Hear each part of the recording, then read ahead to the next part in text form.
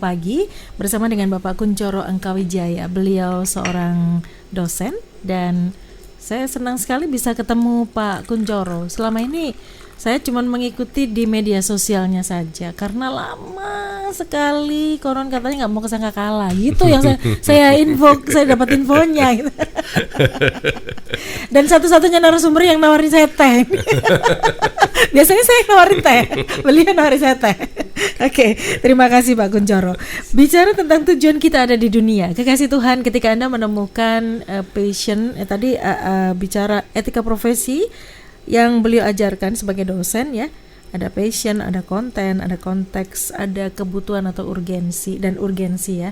Tadi saya dilihatkan diagramnya, itu andaikan semua orang bisa menemukan itu dalam hidupnya, wow, nggak ada lagi yang bingung dengan hidupnya, Pak.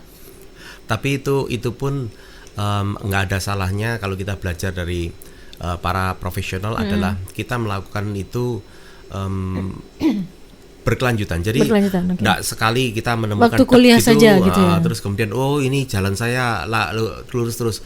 Belum tentu. Kita mungkin bisa lewat di tengah 5 jalan tahun itu kita lakukan evaluasi lagi. 5 tahun kita Makanya saya tadi tanya di off air kekasih Tuhan, apakah memungkinkan itu dilakukan ketika seseorang sudah masuk di sebuah profesi tertentu? Ternyata bisa dan harus ya. Harus. Ini bidang yang baru memang, Pak ya? Enggak sih. Enggak sih. Karena memang kita umat Tuhan itu kan sudah lama bergumul, Tuhan kau ciptakan saya itu buat untuk apa? Ya, gitu. Nah, banyak umat Kristen itu mencari. Sebenarnya ada beberapa, saya sudah dengar ini grid yang dari Petra ini adalah yang ketiga yang saya dengar. Pendiri King's Kid Ministry itu bernama Bapak Tim Gillette. Saya mengenal beliau dengan sangat baik. Beliau itu malah cuma menggunakan 2. Nah, itu ketika saya mengajak beliau untuk ke Universitas Bangkalan pada saat itu, mahasiswa di sana, mahasiswa Kristen di sana bertanya, bagaimana kami bisa menemukan panggilan hidup kami? Dan kemudian dia berkata, sesudah bertahun-tahun dia mengajar, dia sampai pada kesimpulan ini. Perhatikan 2 hal, dia bilang. Passion and talent, dia bilang. Cukup 2 itu aja. Passion dan talent. Dan di mana titik pertemuan 2 hal itu, disitulah seharusnya panggilan hidupmu. Itu simple. Ya, tapi menemukannya nggak simple, Pak. Sebenarnya nggak sih. Kalau saya pikir-pikir, kalau Anda cukup itu kalau kita sendiri bisa ya menemukan? Bisa ya. Kalau Anda mau duduk di depan Tuhan ya, Anda menenangkan diri gitu, kemudian Anda mulai, let's say Anda menulis gitu atau merenung gitu ya, Anda akan ketemu siapa diri Anda selama ini. Passion, istilahnya kalau saya orang passion, apa yang membuat kamu lupa makan? Itu sebenarnya adalah passionmu gitu loh. Kamu bangun pagi mikir itu ya, kamu hidupmu itu didorong mikir itu gitu. Nah, makanya kasihan sekali kalau orang itu passionnya adalah bangun pagi mikir duit, mau tidur mikir duit. Nah, itu passion. Itu passionnya dia. Sekali itu ya. Karena padahal kan nggak ciptakan seseorang untuk ya cinta duit ya. Iya. Ya itu makanya itu asik kita ya? juga harus pikir hati-hati seperti itu. Nah, kemudian yang kedua, kalau passion itu digabung ternyata ketemu dengan apa itu, memang dia talentanya di situ. Wah, hebat tuh orang. Nah, kalau Tim Keller itu menggunakan 3 hal. Apa itu, Pak? Dia menyebutnya bentar ya. Saya lupa ingat. Buka contekan dulu. Oh ya, sama, mirip. Affinity, ability, dan opportunity. Wow. Nah, affinity itu ternyata adalah kesukaan Anda. Dia tidak mau menyebutnya passion. Anda itu suka kemana? Anda suka ngapain? Gitu ya. Terus kemudian yang kedua, pertimbangkan mengenai faktor Anda mampu atau tidak di bidang itu. Dan kemudian yang ketiga itu adalah opportunity. Ya, kesempatan. Tim Keller ini sebenarnya mirip dengan apa itu? Kalau kita di hukum itu pernah harus belajar buku yang bernama The Prince, Il Prince. Masih ingat nggak? Enggak. Niccolo Machiavelli. Oh ya. Itu ingat. Niccolo Machiavelli itu di dalam bukunya itu berkata bahwa orang itu kalau mau sukses itu ditentukan 2 hal, skill dan kesempatan. Kalau Anda punya kemampuan, skillnya, tapi Tapi nggak nggak ada ada kesempatan, kesempatan. nggak bisa sukses. Ya. Nah, kalau Anda punya kesempatan tapi ternyata tidak mampu, ya nggak sukses. Makanya dua hal ini harus ada pada saat bersamaan. Jadi mirip dengan pendekatannya Tim Keller. Nah, tapi Anda bisa lihat Tim Keller menetapkan 3 poin. Affinity, ability, dan opportunity. Oke. Dan saya percaya bahwa firman Tuhan sudah lebih dulu mencatat semuanya itu. Berarti sebenarnya bukan ilmu baru ya. Cuman kita selama ini mungkin miss gitu ya. Apa kata firman Tuhan tentang menemukan tujuan Tuhan menciptakan kita di dunia ini? Saya percaya bahwa setiap kita punya tujuan yang berbeda ya. Karena Tuhan nggak mungkin iseng ciptakan kita. Sebenarnya secara tema umum kita ada di dunia ini, itu tuh satu. Apa Pak? Ada satu ayat yang menunggang-balikkan umat Kristen pada masa reformasi, yaitu ketika Martin Luther itu membuka sebuah perenungan dari 1 Petrus 2 ayat 9. Di situ firman Tuhan berkata, "Tetapi kamulah bangsa yang terpilih, imamat yang rajani, bangsa yang kudus, umat kepunyaan Allah sendiri." Tak, ini dulu. Jadi Tuhan berbicara, kamu ini sekarang siapa? Identitas kita ditegakkan terlebih dahulu. Oke? Harus sadar, ya. Bangsa yang terpilih, imamat yang rajani. Kalimat imamat yang rajani ini berarti imam yang menjadi raja. Sebuah bangsa yang dikuduskan. Kudus, kados itu dikhususkan. Ya, dan itu adalah kepunyaan dari Allah sendiri. Oke? Nah, terus kemudian bait kedua daripada satu ayat ini itu memiliki statement of purpose, pernyataan tujuan. Karena di situ dikatakan supaya. Jadi kita itu dipanggil dalam keadaan yang begini spesial di mata Tuhan, itu supaya Tuhan punya rencana. Supaya kamu memberitakan perbuatan-perbuatan yang besar dari Dia yang telah memanggil kamu keluar dari kegelapan kepada terangnya yang ajaib. Kalau para peneliti Alkitab yang merenungkan, sebenarnya tema utama, pokok pesan yang dibawa Tuhan Yesus itu apa? Saya dulu sebelum seminari, saya berpikir bahwa pokok pesan dari Tuhan Yesus adalah Dia akan datang untuk menebus dosa manusia, ya toh. Tapi ternyata enggak. Para peneliti kitab Injil itu menemukan bahwa isi khotbah Tuhan Yesus paling banyak itu dihitung sama mereka. Itu ternyata bicara mengenai kerajaan surga, kerajaan Allah, ya yang akan datang ke dunia ini. Dan lebih parah lagi, di dalam konfrontasi Tuhan Yesus dengan umat Farisi yang mempermasalahkan segala peristiwa mujizat ini yang dilakukan Tuhan Yesus berkata, tidak, kalau kau melihat aku melakukan mujizat ini, maka seharusnya kamu sadar bahwa kerajaan Allah sudah datang. Nah, dari situ kemudian para peneliti kitab Injil berkata bahwa kedatangan Tuhan Yesus itu sebenarnya adalah peristiwa kerajaan surga sudah datang. Nah, jadi terus kemudian diikutkan dalam gambaran Daniel ya. Kan dikatakan bahwa itu ada sebuah batu yang turun, yaitu yang menghantam semua kerajaan-kerajaan dunia ini. Dan batu itu terus bertumbuh menjadi gunung yang besar sampai menutup seluruh semesta ini. Itu penggambaran ya bahwa Yesus Kristus itu adalah batu itu. Dan batu itu ternyata tidak berhenti. Dan batu itu terus bertumbuh menjadi kita, umat Kristen di seluruh penjuru dunia ini. Menjadi gereja Tuhan di seluruh penjuru dunia ini. Nah, kita ini di sini untuk apa? Ya ini untuk memberitakan perbuatan-perbuatan yang besar ini. Nah, seluruh kehidupan kita, keberadaan kita di profesi manapun kita itu berada, Tuhan tahu, Tuhan izinkan atau Tuhan utus kita ke sana. Dan semuanya itu bersama-sama itu bagaikan suatu mata rantai, atau kalau boleh menggunakan penggambaran sebuah mesin ya. Tidak peduli betapa kecilnya partikel mesin itu, tapi kalau satu partikel itu nggak ada, mesin itu tidak bisa jalan dengan sempurna. Oleh karena itu kita itu menjadi bagian-bagian mesin itu yang saling bersinggungan satu dengan yang lain. Dan kalau kita semua berjalan dengan berfungsi sempurna, maka rencana Tuhan ini untuk penggenapan bagi rencana Dia bagi itu dunia ini itu akan tergenapi. Dan iblis tahu ini, Mbak. Ini great design kan? Memberitakan perbuatan-perbuatan besar yang dari dia. 100%. Kuncinya tadi di awal kita harus tahu identitas kita. Dan itu dulu yang dihancurkan. Tepat sekali. Anda sudah bisa baca itu ya. Matius 4. Ya. Itu ketika pencobaan yang dilakukannya terhadap Tuhan Yesus. Kalau kita membaca Matius 4 itu menarik sekali karena Matius 3 itu akhir dari Matius 3 itu adalah deklarasi Bapa tentang siapakah Tuhan Yesus. Dia berkata, inilah anakku yang kukasihi, kepadanya lah aku berkenan. Lalu sesudah itu dikatakan bahwa di dalam Matius pasal 4 ayat 1, maka Roh Kudus membawa Tuhan Yesus ke padang gurun untuk dicobai. Dan kemudian pencobaan itu kalau kita perhatikan ya, itu kita tahu ya, ini cerita sekolah minggu, seharusnya kita tahu itu ada 3 pencobaan. Nah, tapi kalau Anda perhatikan di dalam ayat yang di dalam ayat yang ketiga dan ayat yang keenam, maka Anda temukan 2 pencobaan pertama itu dimulai dengan satu pertanyaan. Identitas. Mengenai masalah identitas. Diserang dulu. Iya. Nah, jadi kalau kita belajar ya, dari apa yang sudah ditemukan oleh para peneliti tentang masalah gambar diri. Ternyata manusia itu siapa dia atau bukan siapa dia.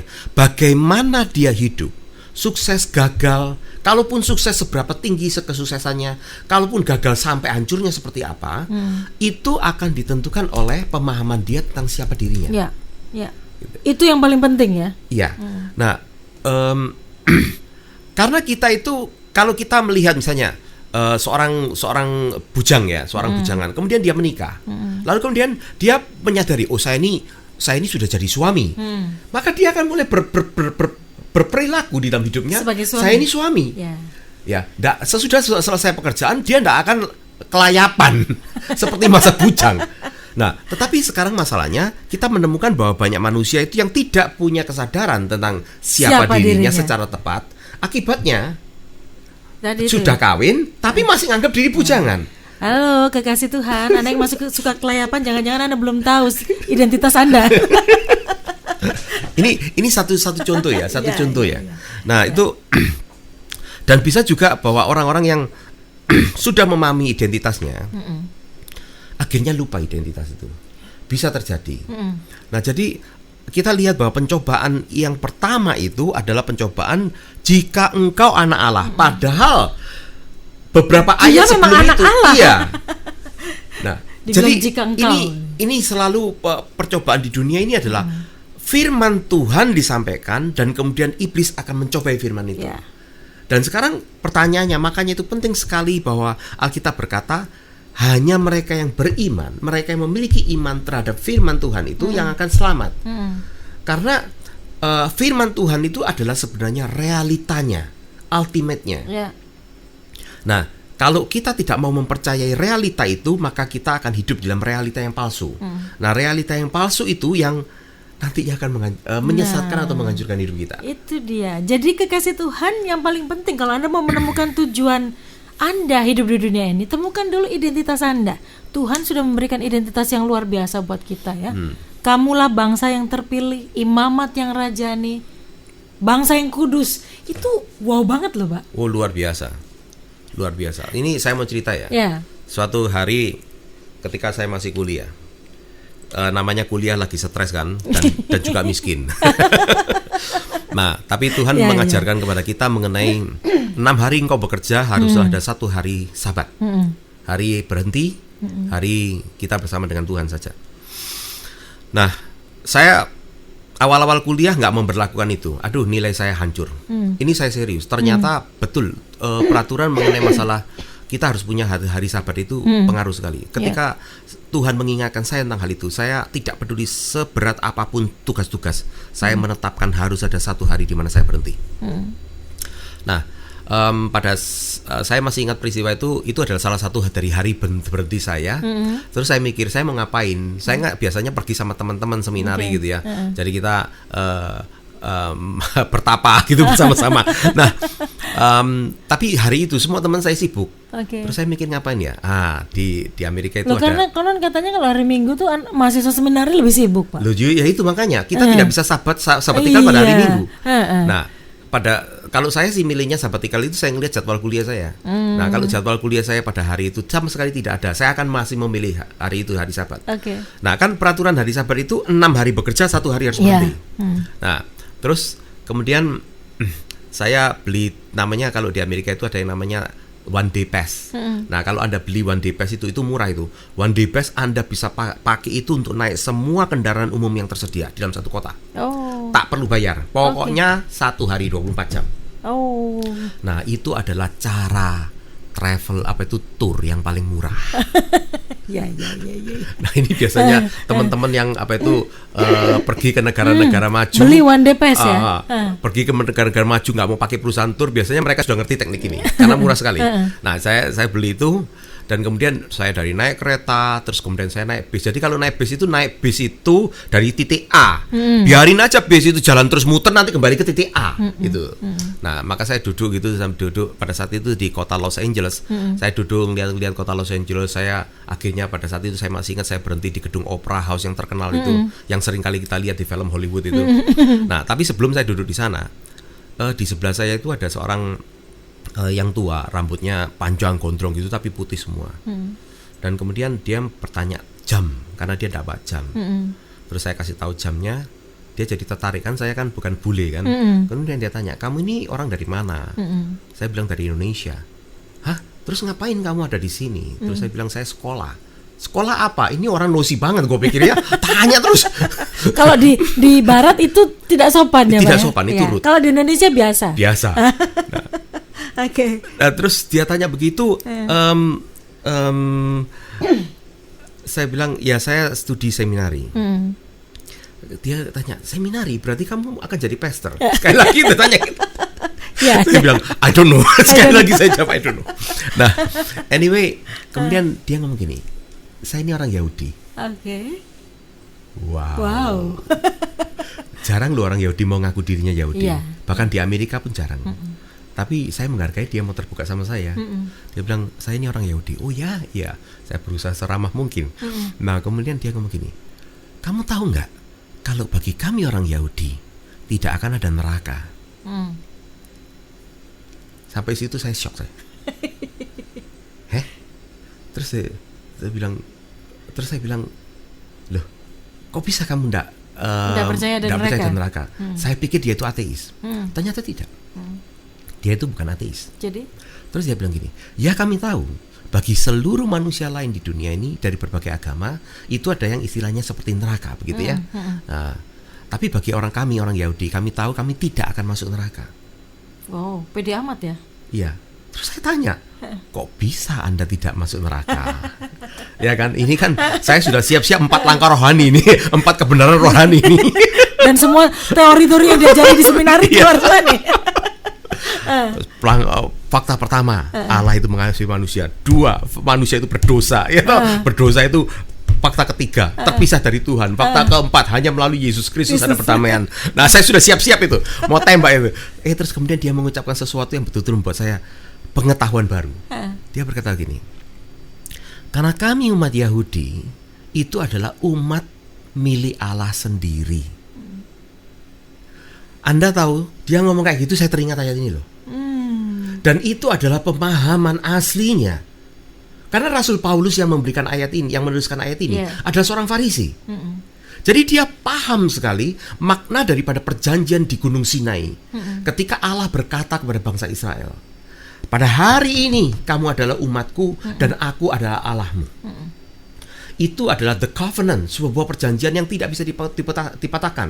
Bahkan dalam kitab Roma dikatakan bahwa Allah tidak pernah menyesali panggilannya. Nah, Anda bayangkan bahwa status khusus itulah yang kemudian diberikan kepada non-Yahudi seperti kita ini. Kita mendapatkannya di dalam 1 Petrus 2 ayat 9.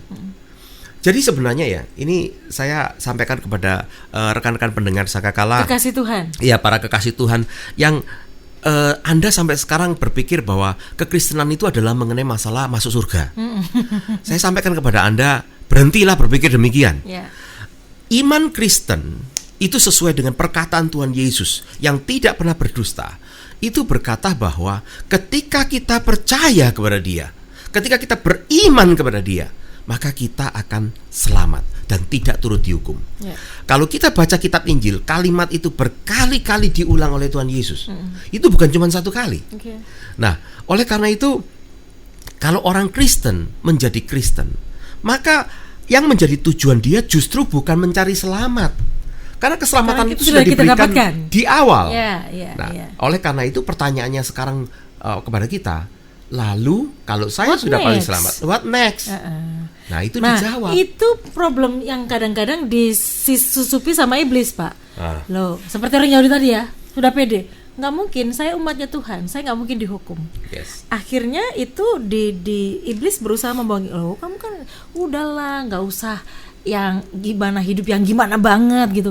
Kan kamu umatnya Tuhan, kamu nggak akan dihukum lah. Kalau mau bikin apa saja, nanti minta ampun kan diampuni. Terima kasih. Anda ngomong kayak gitu, saya masih ingat ketika saya dikasih kesempatan untuk ini, saya juga melayani di Hagai Institute, Hagai Indonesia. Nah, kami memang fokus visi dan misi kami adalah memperlengkapi khusus para pemimpin-pemimpin Kristen, ya. Nah, melatih mereka, memperlengkapi mereka supaya mereka boleh semakin efektif dalam melayani kerajaan Tuhan di dunia ini. Nah, saya masih ingat sekali bahwa kejadiannya itu di Flores. Dan itu sebenarnya last minute. Jadi faculty yang dijadwalkan ternyata beliau tidak bisa, dan saya dipanggil. Saya harus segera berangkat. Oke, saya berangkat. Saya sama sekali tidak persiapan apa yang akan saya jumpai di sana. Dan betapa terkejutnya saya bahwa ternyata itu adalah pelatihan Hagai Indonesia yang dihadiri oleh tokoh-tokoh gereja Roma Katolik. Dan mereka itu para pengajar-pengajar. Saya masih ingat sekali bahwa di kelas yang diisi oleh tokoh-tokoh yang hebat itu, terus terang saya mengagumi mereka. Mereka itu begitu terbuka, mereka itu begitu humble. Tetapi mereka itu sangat intelijen pertanyaannya, pandai-pandai sekali. Nah, mereka itu pada saat itu kami ada kesempatan untuk berdiskusi mengenai masalah ini. Ya, kalau di Roma Katolik itu kan sangat kuat sekali ora et labora. Nah, tetapi pertanyaannya itu kadang orang itu itu sampai kepada titik ekstrim. Nah, titik ekstrim itu bisa ke kanan, bisa ke kiri, ya gitu. Nah, ada yang ekstrim kanan, ya. Pokoknya saya percaya, gitu ya. Maka terus kemudian habis percaya, ya mabuk, ya main perempuan, ya nipu, ya segala macam gitu. Nah, itu ekstrim kanan itu. Pokoknya percaya masuk surga. Kemudian yang ekstrim sebelah kiri itu adalah, wah, yang penting itu perbuatan. Kalau percaya sih percaya, tapi yang penting perbuatan. Nah, padahal kalau kita baca Alkitab, kita tidak diselamatkan oleh karena perbuatan. Alkitab jelas berkata itu karena begitu. Anugerah, itu karena anugerah. Nah, sekarang titik ekstrim kanan, titik ekstrim kiri. Nah, saya punya kesempatan pada saat itu berjumpa dengan tokoh-tokoh yang secara teologis mereka itu kuat, ya, dan secara biblika juga mereka kuat. Dan beberapa dari antara mereka itu tokoh senior. Dan mereka itu dosen juga di seminari mereka. Wah, kita punya kesempatan untuk berdiskusi dengan sangat baik sekali. Dan terus terang saya kagum. Pada akhirnya diskusi itu ditutup oleh salah satu dari tokoh senior mereka. Jadi begini, Bu. Pada saat itu kita sempat membahas mengenai kitab Yakobus. Kan Yakobus menggunakan kalimat begini. Kau mengatakan bahwa engkau punya iman, aku mengatakan aku punya perbuatan.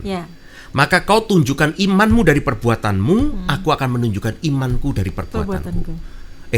Kau menunjukkan iman dari perbuatanmu, dan aku akan menunjukkan imanku dari perbuatanku. Nah, terus apa maksudnya dari Yakobus ini? Apakah Yakobus itu mempertentangkan atau ada sebuah dikotomi? Jadi ada dua hal di sini yang seakan-akan bersaing atau bertarung satu dengan yang lain. Nah, saya mengucap syukur bahwa Tuhan mengizinkan saya untuk menemukan suatu hal yang baru ketika saya studi, yaitu bahwa Alkitab kita itu ditulis oleh orang Yahudi. Oleh karena itu, kita itu kalau mau memahami Alkitab harus dari paradigma Yahudi. Nah, kesalahannya gereja Kristen, ya kita ini terus terang keturunan dari gereja Kristen Barat. Mau tidak mau harus diakui, ya toh, Injil dibawa ke tempat kita dari orang Portugis dan Belanda, ya. Nah, Nah, kita belajar dari Barat. Nah, Barat itu sangat dipengaruhi oleh cara pemikiran orang Gerika, orang Yunani. Nah, memang ya harus diakui juga, pemikiran Gerika itu menolong kita. Mereka itu sangat spesifik. Jadi istilahnya mereka dari yang besar di breakdown kecil, di kecil itu di breakdown lagi, di breakdown lagi, dipetani sampai dipetani kecil. gitu. Nah, itu yang kemudian menjadi fondasi ilmu pengetahuan modern. Kita menjadi sangat amat ahli. Ya toh. Nah, sebenarnya doktoral, orang doktor itu bukan berarti maha tahu. Orang doktor itu adalah maha tahu di satu bidang yang ditelitinya tok. Ya. Nah, itu loh. Expert di situ aja. Expert di situ aja. Nah, tapi kemudian masyarakat kan mau tanya apapun seakan-akan dia tahu. Nggak benar itu sebenarnya. Nah, anyway, sistem Gerika itu dampaknya adalah itu membuat suatu pemikiran itu menjadi mau tidak mau dikotak-kotakkan, dimasukkan di dalam kotaknya masing-masing. Yang kita tidak sadari adalah ini ada hal yang baik, tapi hal buruknya adalah sesuatu pemikiran yang utuh itu menjadi terpecah-pecah. Nah, padahal Alkitab itu dari alam pemikiran Yahudi. Orang Yahudi itu bahkan ya, antara kehidupan pada saat kita sekarang dengan kehidupan di alam spiritual itu satu, Bu. Ya, nggak ada namanya dunia rohani, dunia Nggak sekuler, nggak ada ya. ada. Jadi Bahkan satu ya, ada. semuanya rohani. Bahkan kita misalnya kita membagi, oh kamu pelayan Tuhan, maksudnya apa? Pelayanan di gereja. Ya. Tapi yang ini, oh ini adalah sekuler. Kenapa? Karena di dunia itu tidak ada di dalam pikiran Yahudi. Bagi orang Yahudi, orang hamba Tuhan mau berbisnis itu tetap hamba Tuhan. Jadi dia tidak boleh melupakan hamba Tuhannya. Dan bahkan dia berbisnis karena dia hamba Tuhan. Jadi dia membawa misi Tuhan ke dalam bisnisnya. Nah, itu pemikiran yang bersifat holistik. Utuh. Nah, dari pemikiran begitu kemudian saya pada saat itu menyampaikan juga, saya berkata begini, apakah betul bahwa yang dimasukkan oleh Yakobus ini sebenarnya adalah dikotomi, dua hal yang dipertentangkan, atau sebenarnya Yakobus ini tetap berangkat dari pemikiran yang utuh, dan dia berkata bahwa sebenarnya orang punya iman pasti ada perbuatannya. Nah, orang yang berbuat sesuai iman pasti karena imannya. Nah, ini dua hal ini bukan terpisah, tetapi mereka menjadi satu kesatuan. Satu kesatuan, mereka saling menunjang. Kan begini ya. Jadi tidak bisa kalau kita katakan bahwa kita ini percaya Kristus, kemudian kita hidup seenaknya saja. Impossible. Justru itulah Yakobus yang berkata, dari perbuatanmu kita tahu imanmu yang sebenarnya. Itu sebenarnya kamu itu tidak beriman kepada Kristus. Kamu bukan Kristen. Kalau dilihat dari perbuatanmu tersebut. Nah, jadi ini kita harus mulai merevisi pemahaman kita yang salah dan melihat dari apa yang Alkitab sebenarnya katakan apa adanya. Ini bukan dikotomi atau saling pertentangan, tapi sebuah kesatuan ya. Sebuah kesatuan. Seorang punya iman itu pasti ada perbuatan sesuai dengan iman itu. Dan dari perbuatan orang itu kita bisa melihat iman yang sejati sebenarnya apa. Jadi itu sebenarnya sudah tidak bisa dibohongin. Gitu loh. Oke, dari situ menarik sekali kekasih Tuhan. Saya tadi tidak berencana membawa ke sana. Kita tadi bicara tujuan. Tapi orang yang kenal Tuhannya, tahu siapa Tuhannya dan tahu identitasnya, dia pasti tahu tujuan. Bagaimana Tuhan ngomong pun dia ngerti gitu ya. Kekasih Tuhan, silakan. Mungkin Anda ingin bertanya, berdiskusi. Anda masih bingung menemukan tujuan hidup Anda. Anda masih bingung dengan saya ini sebenarnya diciptakan buat ngapain gitu ya. Silakan, Anda bisa berbagi. Atau mungkin Anda sudah menemukannya dengan perjalanan yang begitu panjang. Tadi Pak Kunchoro juga sempat bersaksi. Mungkin Anda juga punya kesaksian yang luar biasa berkaitan penemuan tujuan hidup Anda. Anda bisa berbagi juga ya. Telepon boleh, SMS, WA. Saya buka untuk Anda. Kami kembali ke ruang dengar kekasih Tuhan sesaat lagi.